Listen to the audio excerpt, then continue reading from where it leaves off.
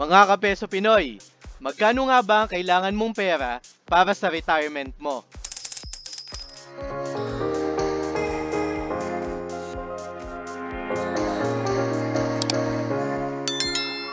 Narinig nyo na ba ang The 4% Rule for Retirement Withdrawals?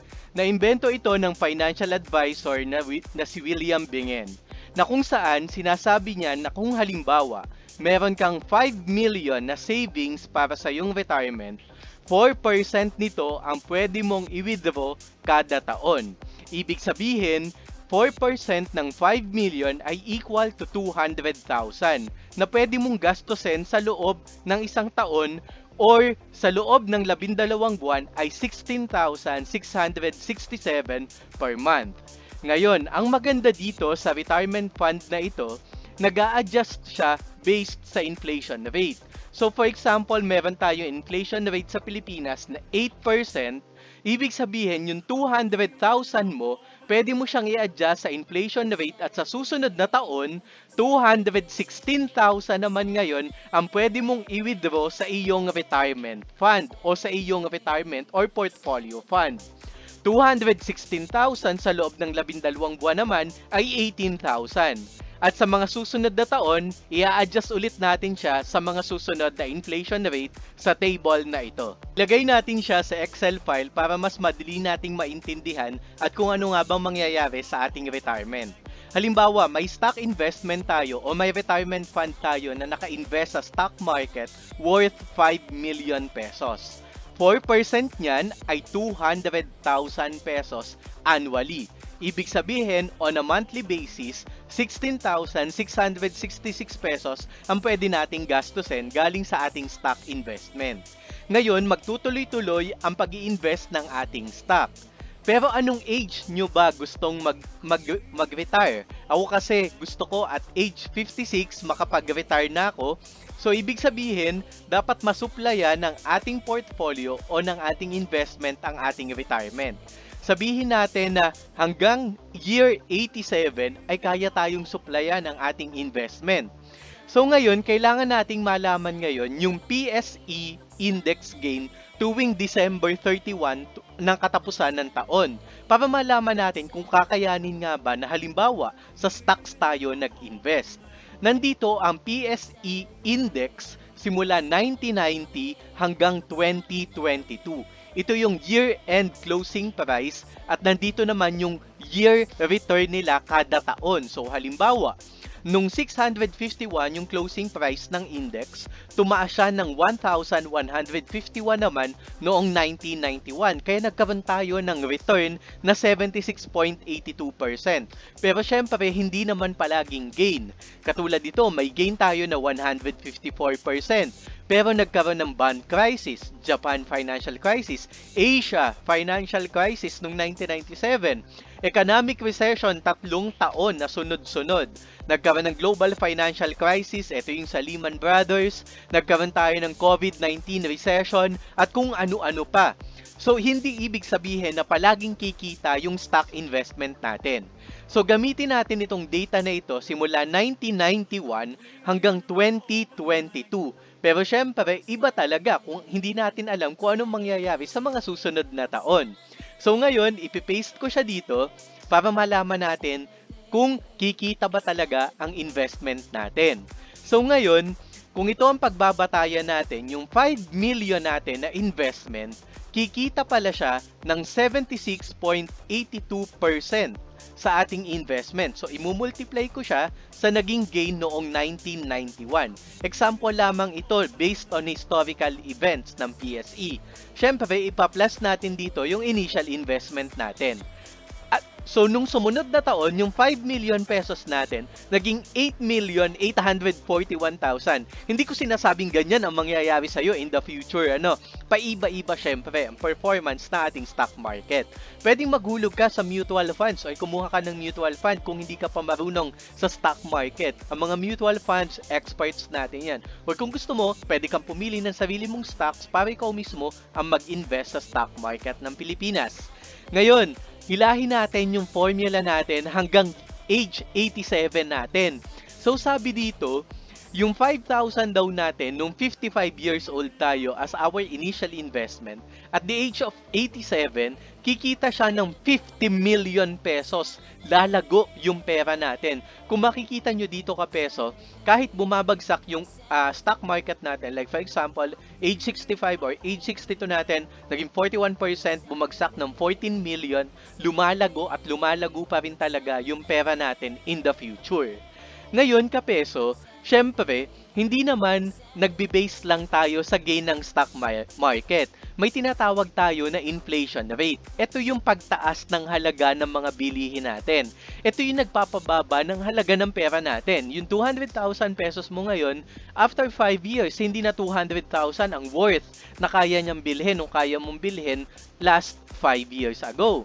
So ngayon, kopyahin natin itong inflation rate. Kita mo nung 1990, 1991, ito siguro yung volcano eruption sa Pampanga, Mount Pinatubo. So, biruin mo, ang laki ng inflation rate sa Pilipinas. So ngayon, ikopya natin siya dito sa inflation rate natin na table. Ngayon, makikita natin dito sa inflation rate natin, ikakopy ko lang siya dito mga kapeso, makikita natin na lumalago o lumalago man yung stock investment natin, palaki din naman ng palaki yung inflation na rate natin. So kung makikita nyo dito kapeso, kung dati 200,000 ang kailangan natin, dun nga sa 4% rule ni William Binet, sabi niya, kailangan i-multiply mo yan sa inflation rate. So, kung ang inflation rate ay 12.18%, yung 200,000 pesos mo, kailangan mo siyang i-multiply sa 1.1218%. So ngayon, yung 200,000 mo, dapat 224,360 pesos siya para mabili mo kung ano yung nabibili mo nung age 55 years old ka. So halimbawa, pagdating mo ng age 65, yung 200,000 pesos mo noon, dapat 480,000 na ang hawak mo para yung value na nabibili mo na 200,000 pesos noong 55 years old ka pa lang, mabili mo pa rin siya at the age of 65. Ngayon, i-divide natin siya into 12 para sa monthly expenses natin. Kung makikita nyo kapeso, halimbawa inabot ka ng 87 years old, ano? Kasi pahaba talaga ng pahaba ang lifespan nating mga Pilipino. Kailangan mo daw ng 1,082,000 pesos para yung 200,000 pesos na nabibili mo ngayon, mabili mo pa rin ngayon na 87 years old ka na. And that is 90,227 pesos pagdating mo ng age 87. So ngayon, saan manggagaling yung 200,000 na gagastusin natin or 224,000 na gagastusin natin? Manggagaling siya sa stock investment natin kasi nandun yung 5 million natin nasa stocks lamang siya. So iwa 100% ko dito na dun manggagaling yung gagastusin natin sa ating retirement. So just in case na gusto na natin siyang i-compute, ibig sabihin yung 841,000 mo, 8,841,000, hindi na ito yung totoong investment mo. Kasi kailangan na nating ibawas ngayon yung 200,000 pesos na ginastos natin during that time. So for example, ililess ko siya dito, ima-minus ko ngayon yung ginastos natin na 224,360 pesos. Kaya ngayon, 8,616 pesos na lang, 8,616,000 pesos na lang ang investment ko. Yan yung natitira. Ngayon, syempre, patuloy pa rin tayo sa paggastos at patuloy pa rin tayo sa pag-withdraw sa ating stock investment. So, hihilahin ko ulit ngayon yung formula. Kaya bang tugunan ngayon ng ating stock investment kahit na gumagastos tayo ng ganito kalaki? Kung makikita nyo sa ating formula, at the age of 87 years old, kaya tayong supplyan ng 1,082,000 na kailangan natin, tapos sa portfolio natin, may 7,490,000 pa tayo na natitira. Ngayon, kapeso, medyo nagigets kita. Sabi mo, paano yun? Medyo hindi ako sanay sa stock market. Or, syempre nakakatakot din naman na mag-invest ka na mag-stocks sa stock market kasi sobrang volatile ng stock market ng Pilipinas. Hindi mo din talaga masasabi. Kita mo naman dito, 3 taon na bagsak ang stock market. Paano kung magtuloy-tuloy yan ng 5 taon o hindi na tumaas yung stocks natin? Paano kung itong 48% na to sa susunod na taon, hindi pala 63%, another 48% na bagsak ulit. So, anong mangyayari ngayon? So, ito yung sinasabi nila na do not put all your eggs in one basket. Totoo nga naman talaga yon. So, pwede tayo mag-isip ngayon ng iba pang investment. Ano yung mga other investment na nasa isip mo? Kasi pwede nating hatiin yung 5 million pesos. Sabihin natin na 2.5 million pesos lang ang ilalagay mo sa stocks. Ang 2.5 million pesos, ilalagay mo siya sa ibang investment o sa safe na investment. Halimbawa, ang naisip mo kapeso ay mutual fund. Napakaraming kumpanya ang nagbibigay ng mutual fund. Dito sa Pilipinas, nandyan yung Sun Life, PhilEquity, FAMI, ito yung pag-aari ng Metrobank. Ang Atram, ito yung pag-aari ng Maybank. According to Ramp Financials, ang may pinakamataas daw or may year-to-date return sa mutual funds ay 4.59% sa bonds. Ito kasi yung isa sa pinaka-safe na investment sa bonds talaga. Sure talaga tayo na mababayaran tayo kasi normally mga gobyerno talaga ang nag-i-issue ng mga bonds na to or mga tier 1 corporations. So sabihin natin ngayon na mag-i-invest na lang tayo sa bonds kasi nakakatakot na lahat ilalagay mo sa stock investment. So ilagay ko dito 4.59%. Palagi bang 4.59%? Average lang yon year to date. So, pwedeng tumaas dyan, pwede din naman na bumaba, kapeso. So, okay lang din naman yon kapeso. Huwag kang mag-alala. Makakabawi din tayo dyan. So, i-compute natin ngayon. Ano mangyayari doon sa 2,500,000 mo? I-multiply natin siya sa nagiging return.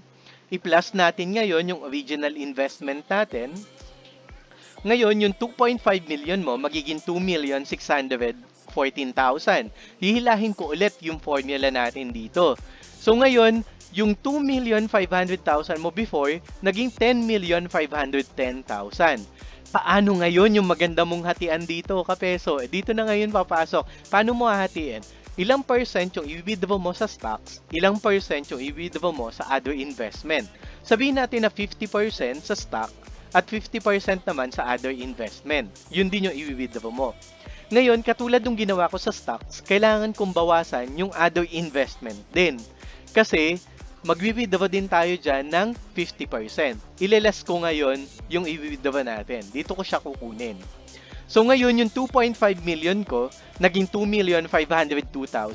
Maliit na lang kasi nga nagwi-withdraw tayo ng pang-yearly expenses natin.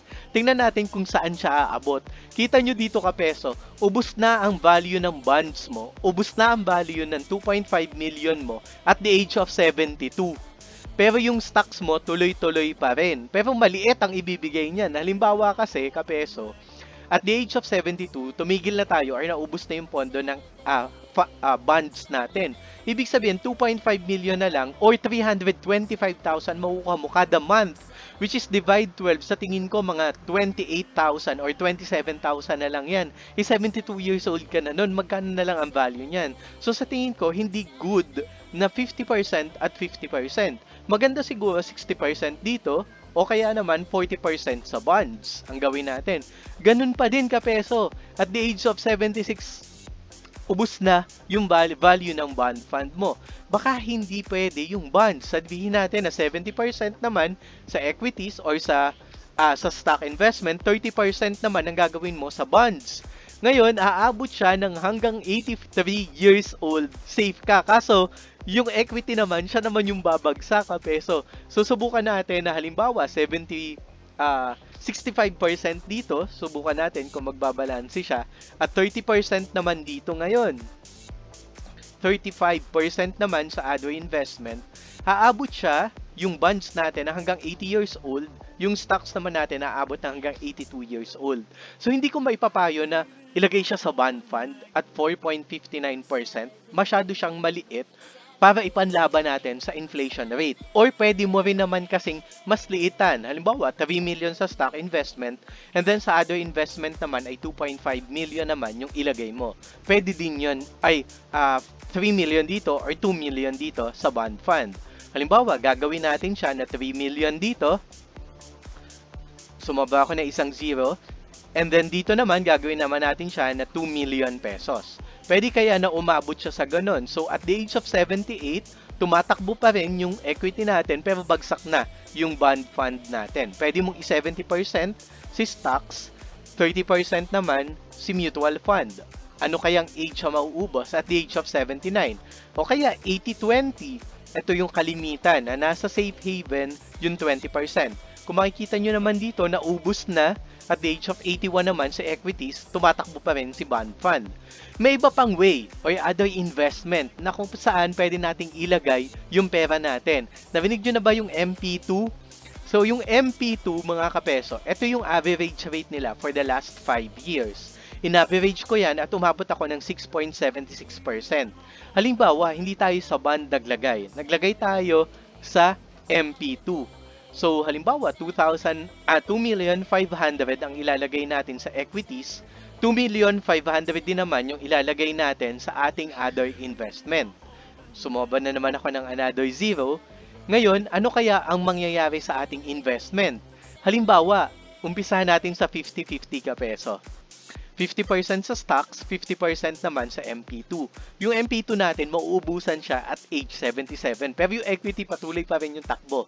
Gawin natin 60, 40% naman sa MP2. 40% natin siya ilalagay ngayon sa MP2. So kung makikita nyo, at the age of 84, may pondo pa tayo sa MP2, may pondo din tayo sa ating sa ating stock investment. Susubukan natin yung 70%, sa stocks and then 30% naman sa MP2.